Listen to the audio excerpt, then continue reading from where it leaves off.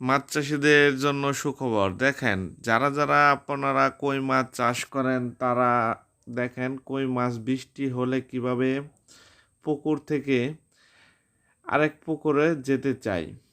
এই দেখেন, অবশ্যই আপনারা যদি ভিয়েতনামি কই মাছ চাষ করেন তাহলে অবশ্যই চারদিকে এভাবে বেড়া দিয়ে তারপর কই মাছ চাষ করতে হয়।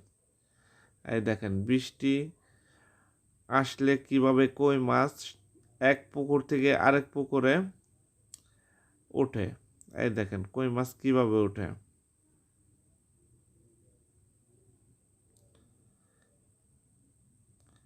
বৃষ্টি হলেই কই মাছ এক পুকুর থেকে আরেক পুকুরে উঠে পড়ে। এই দেখেন, এগুলো হলো ভিয়েতনামি কই মাছ। এগুলি আপনার 90 দিনে বাজারজাত করা যায়। এই দেখেন,